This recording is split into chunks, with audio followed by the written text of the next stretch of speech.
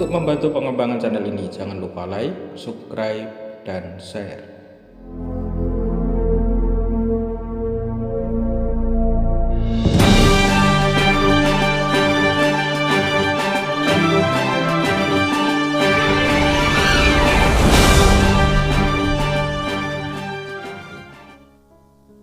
Assalamualaikum warahmatullahi wabarakatuh. Sahabat ngaji wali yang dimuliakan Allah, kali ini kita sudah memasuki episode ke-25 dari tafsir Suluk Linglung. Kali ini kita akan membahas bait ke-14 dan ke-15 dari Pupuh Dandang Gulo dari kitab Suluk Linglung. Semoga dapat menambah wawasan dan ilmu untuk menemukan hakikat diri. Bait ke-14 dan ke-15 ini berisi tentang penggambaran nafsu sufiyah dan nafsu mutmainnah yang ada pada diri manusia. Episode ini akan membahas dua hal tersebut dan pengaruhnya dalam sikap hidup seorang hamba. Konten dalam video ini adalah merupakan penafsiran dari kitab Suluk Linglung yang diambil dari berbagai sumber referensi dan tidak menutup kemungkinan ada perbedaan penafsiran dan pendapat dari para pemirsa.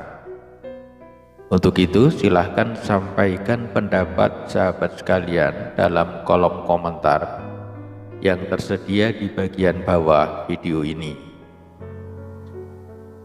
Namun sebelum kita lanjutkan, jangan lupa untuk subscribe, like, dan share untuk membantu pengembangan channel ini. Monggo kita mulai saja bait ke-14.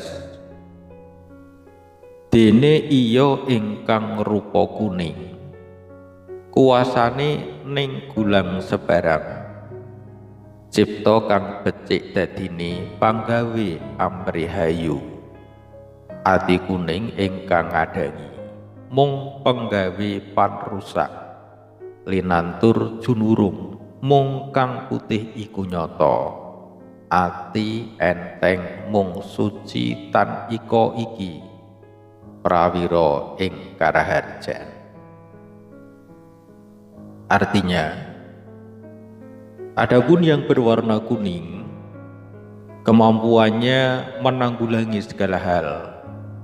Pikiran yang baik akan menjadikan pekerjaan semakin baik. Hati kuninglah yang menghalangi timbulnya pikiran yang baik, hanya membuat kerusakan, menelantarkan ke jurang kehancuran. Sedangkan yang putih itulah yang sebenarnya membuat hati tenang serta suci tanpa ini itu, pahlawan dalam kedamaian. Sahabat ngaji wali, warna kuning merupakan personifikasi nafsu sufiyah. Nafsu sufiyah dicontohkan sebagai keinginan melihat yang serba indah, mendengar serba enak, dan seterusnya. Namun nafsu sufiyah dalam cerita Dewa Ruci dilambangkan dengan gajah Situbondo yang merupakan personifikasi Bayu Kanitra. Di dalam diri manusia, nafsu ini berkedudukan di hidung dan di mata, sehingga dalam hal nafsu sufiyah sebagai nafsu yang berkedudukan di hidung, nafaslah sebagai perwujudannya. Dengan sarana ini, manusia bisa membedakan bau sedap atau busuk. Dengan nafsu ini, manusia menjadi memiliki nafsu birahi atau nafsu seksual. Namun, bila nafsu ini tidak dikendalikan, bisa jadi orang memiliki perangai seperti binatang yang tidak pernah puas. Oleh karena itu, roh yang menyinari nafsu ini disebut sebagai nafsu hewani. Selain hidung, nafsu sufiyah juga berada di mata, yang merupakan salah satu alat indera yang dapat digunakan untuk melihat. Dengan penglihatan, dalam diri manusia dapat timbul nafsu birahi sebagai wujud dari aktivitas nafsu itu sendiri. Sifat negatif dari nafsu sufiyah adalah keinginan asmara yang berlebihan, namun akan menjadi positif apabila nafsu asmara atau kecintaan manusia ditujukan pada Allah Subhanahu wa Ta'ala.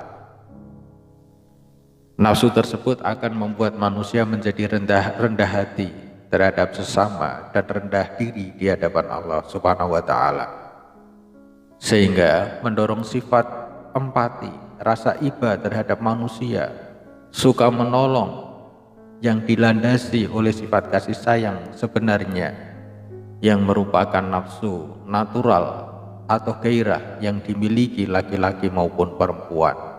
Artinya, sudah sewajarnya manusia memilikinya dan mustahil untuk menghilangkannya. Maka tidak mengherankan jika ada yang mengatakan bahwa nafsu sufiyah itu berasal dari air, yakni akan terus mengalir tanpa berhenti. Hanya saja dalam penerapannya jangan sampai terlewat batas, karena batas itulah yang kemudian akan menentukan apa itu menjadi kebaikan atau justru sebaliknya, yaitu menjadi kemaksiatan. Misalnya pemenuhan hasrat birahi manusia ketika dibingkai dalam syariat pernikahan, maka akan menjadi ibadah. Sebaliknya, saat berada di luar batas pernikahan, maka hal tersebut akan berubah menjadi perzinahan. Sebagai nafsu yang memiliki pintu masuk, akan menjadi pintu masuk bagi dua hawa nafsu lainnya, yaitu nafsu lawamah dan nafsu amarah. Dari sisi yang lain, mata memang sangat vital pengaruhnya bagi kehidupan manusia. Penglihatan merupakan salah satu kebutuhan dasar manusia untuk hidup, dan keberadaannya berpengaruh pada seluruh indera manusia. Bagi manusia normal, di sini dalam artian bukan orang buta, penglihatan merupakan hal yang sangat vital. Saat mengamati apa yang ada di sekelilingnya, manusia akan mempersepsikan apa yang ia amati sesuai dengan pengalamannya. Atas dasar persepsi tersebut, manusia kemudian akan merespon melalui otak dan panca inderanya dalam bentuk tingkah laku. Mung kang putih iku nyoto, ati enteng mung suci tan iko iki, prawiro ing karaharjan. Dalam bait yang ke-15 disebutkan, amung iku kang bisa nampani mering sahide sejatine rupa, nampani nugrahan nggone ingkang bisa tumandu, kang lestari pamori kapti iku mung suwe 3, tur sereng gung ngagung, balane ingkang ketiga iku putih tanpa rewang mung sawiji, mila ngagung kasoran. Artinya, hanya itulah yang dapat dirasakan manusia. Akan kesaksiannya sesungguhnya yang berwujud adanya. Hanya menerima kanugrahan semata-mata. Hanya itulah yang dapat dilaksanakan. Kalau tetap berusaha agar abadi berkumpulnya diri dekat Tuhan, maka senantiasa menghadapi 3 musuh yang sangat kejam, besar, dan tinggi hati. Ketiga musuhmu itu saling bekerja sama, padahal si putih tanpa teman, hanya sendirian saja. makanya sering dapat dikalahkan. Sahabat ngaji wali yang dimuliakan Allah, hanya yang putih yang merupakan penggambaran dari nafsu mutmainah yang dapat membawa manusia ke dalam kedamaian hidup, suci, dan tidak menjerumuskan manusia ke dalam kemaksiatan. Nafsu mutmainah sendiri dipandang sebagai kekuatan psikis yang menentukan atau menjadi faktor perubahan dalam kepribadian manusia. Nafsu mutmainah adalah jiwa yang telah mendapatkan tuntunan, petunjuk, dan pemeliharaan yang baik. Berdasarkan tuntunan tersebut, maka manusia mendapatkan jiwa yang tenang, atau dalam bahasa Al-Quran disebut sebagai nafsu mutmainah. Jiwa atau keinginan yang tenang tersebut akan membentengi diri dari melakukan perbuatan yang keji, mungkar, dan kejahatan. Sehingga dengan menggunakan nafsu mutmainah, manusia akan mendapatkan ketentraman jiwa, kesejahteraan hidup, baik untuk kehidupan dunia maupun kehidupan akhirat. Di dalam Al-Quran, nafsu mutmainah dijelaskan di dalam surat Al-Fajr ayat ke-27 sampai 30. Ya ayatuhan nafsul mutmainah, irji'i ila rabbiki radiyatan mardiyah, wadkhuli fi ibadi wadkhuli jannati. Artinya, hai jiwa yang tenang, kembalilah kepada Tuhanmu dengan hati yang puas lagi diridhoi, maka masuklah ke dalam jamaah hamba-hambaku dan masuklah ke dalam surgaku. Sahabat ngaji wali, menurut At-Tabari, nafsu mutmainah adalah jiwa yang tenang karena mendapatkan apa yang telah Allah janjikan di dalam kitabnya dan melalui pesan Rasulnya. Selain itu, arti dari nafsu mutmainah adalah jiwa yang membenarkan apa yang telah Allah firmankan kepada manusia dan mengamalkannya. Sedangkan menurut Zamakhsyari, dia mengatakan bahwa nafsu mutmainah merupakan jiwa yang aman dan tenteram, tidak terprovokasi oleh ketakutan dan kesedihan. Jiwa tersebut merasakan ketenangan karena telah melakukan perbuatan yang hak atau benar berdasarkan perintah syariat. Jika diamati secara lebih dalam, maka konsep nafsu mutmainah ini hampir sama dengan konsep super ego milik Freud.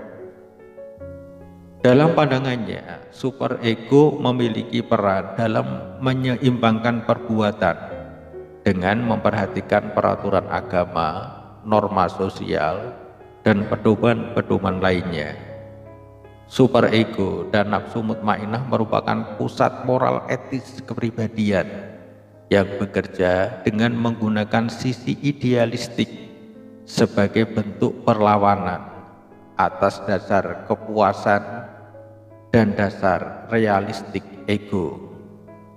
Pendapat ini juga dikemukakan oleh Weiss yang menyatakan bahwa super ego memiliki dua bagian, yaitu nurani atau suara hati dan ego ideal yang dikendalikan oleh prinsip moralitas dan ideal dari sebuah kepribadian.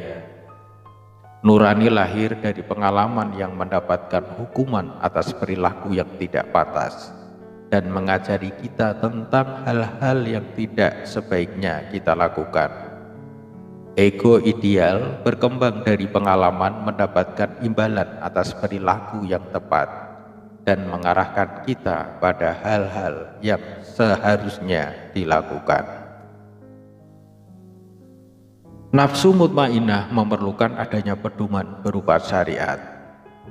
Super ego membutuhkan adanya pedoman aturan norma untuk dipahami serta dipatuhi guna memunculkan manusia ideal dalam keadaan penuh kesadaran. Kesadaran penuh inilah yang kemudian akan membuat manusia mengungguli gejolak yang terjadi di dalam jiwanya, sebuah gejolak yang sangat potensial merusak diri manusia itu sendiri dalam mengarungi kehidupannya. Dalam konsep Dewa Ruci, gejolak itu tidak lain adalah ketika nafsu lain, yaitu nafsu lawamah, kemudian nafsu subhiyah, dan nafsu amarah, yang dalam hal ini pasti dimiliki oleh siapapun juga, pasti dimiliki oleh manusia. Tugasnya kemudian adalah bagaimana manusia mampu memiliki kesadaran penuh untuk melakukan negosiasi-negosiasi untuk memenangkan jiwa yang tenang atau nafsu mutmainah. Ing mung suwe tiga tur serenggung ngagung balane ingkang tiga iku putih tanpa rewang mung sawiji mila ngagung kasoran. Maka senantiasa menghadapi tiga musuh yang sangat kejam, besar, dan tinggi hati. Ketika musuhmu itu saling bekerja sama, padahal si putih tanpa teman, dia hanya sendirian saja. Makanya si putih sering dapat dikalahkan.